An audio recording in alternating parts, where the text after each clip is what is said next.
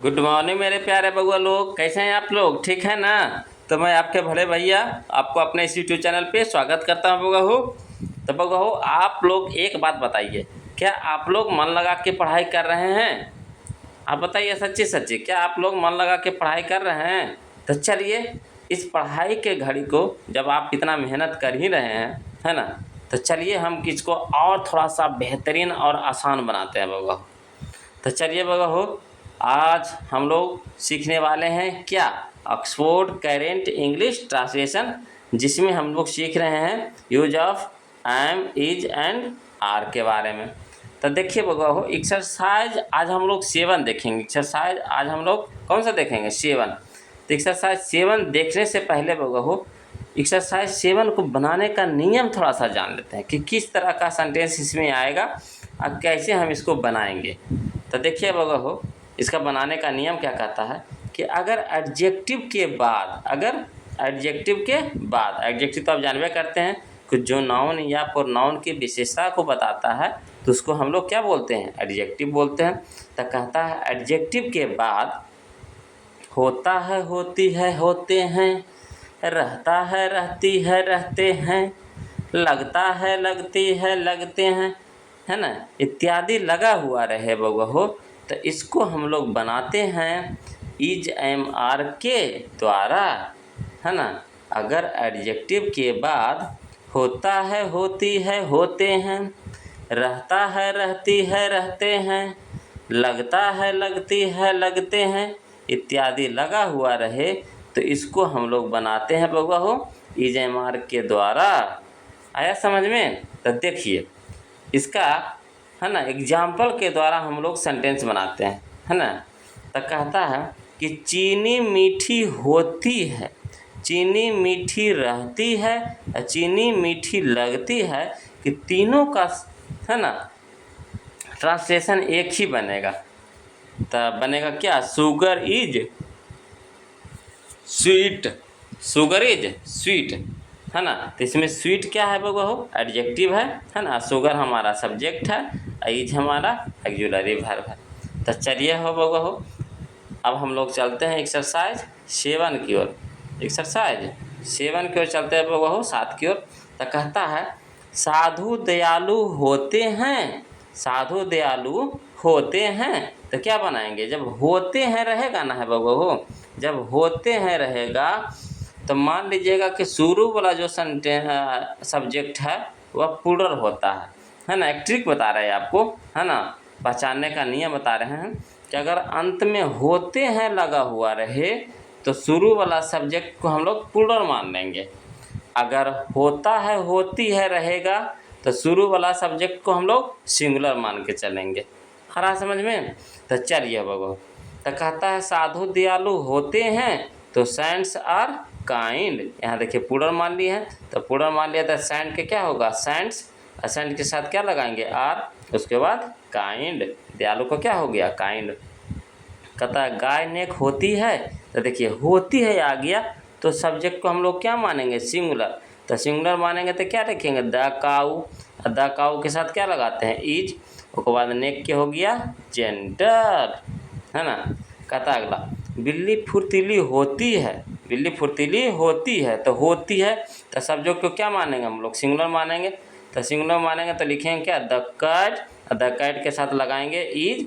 अब फुर्तीले के क्या होता है? एक्टिव। अगला गरीब ईमानदार होते हैं, बउआ हो, गरीब ईमानदार होते हैं, है ना।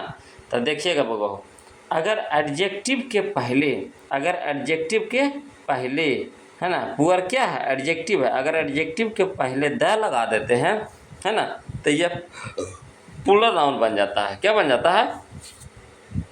प्लूरल नाउन बन जाता है। अगर एडजेक्टिव के पहले द लगा देते हैं तो यह क्या बन जाता है? प्लूरल नाउन बन जाता है। नाउन बन जाता है। उसमें नाउनों में कौन सा नाउन? Plural noun. तो द पुअर के साथ क्या लगाते हैं? आर। उसके बाद ईमानदार का क्या होता है? ऑनेस्ट। आया समझ में? सीख रहे हैं? एडजेक्टिव के बाद पहले द लगा दीजिएगा तो वह प्लूरल नाउन में बदल जाएगा। चलिए अगला बउआ, अगला कहता है कि किसान परिश्रमी होते हैं। देखिए बउआ, होते हैं ले लिए, है ना। यहाँ पे होते हैं तो शुरू वाला को क्या मान लेंगे? प्लूरल। तो यहाँ लिख देंगे फार्मर के क्या लिख देंगे फार्मर्स, अब फार्मर्स के साथ आर, अब परिश्रमी के लबोरियस, तब फार्मर्स आर लबोरियस। आम मीठा लगता है, आम मीठा लगता है, तो लगता है तब वो सिंगुलर, तो mango is sweet, mango is sweet. अब देखिए बगो खाए पिए के बोध कराए, खाने पीने का बोध कराए तो उसके पहले आर्टिकल का प्रयोग नहीं करते हैं, आर्टिकल का प्रयोग नहीं करते हैं, है ना। खाने पीने का बोध कराए तो उसके पहले आर्टिकल यानी ए एन के प्रयोग नहीं करते हैं बगो। तो चलिए बगो अगला देखते हैं। घोड़े और कुत्ते वफादार होते हैं तो पूरा, तो घोड़े को हो गया हॉर्सेज, और क्या हो गया एंड, और कुत्ते को हो गया डॉग्स। और क्या लिख देंगे इसके बाद आर का प्रयोग करेंगे, उसको वफादार का क्या हो गया फेथफुल, तो horses and dogs are faithful. देखिए कहता शिक्षक दयालु होते हैं, है ना, तो यहाँ होते हैं बउआ हो, तो शुरू वाला को क्या मान लेंगे पुड्र, तो टीचर्स, टीचर्स के साथ क्या लगाएंगे आर, उसके बाद लिखेंगे काइंड, तो टीचर्स आर काइंड। आ रहा है बउआ हो समझ में?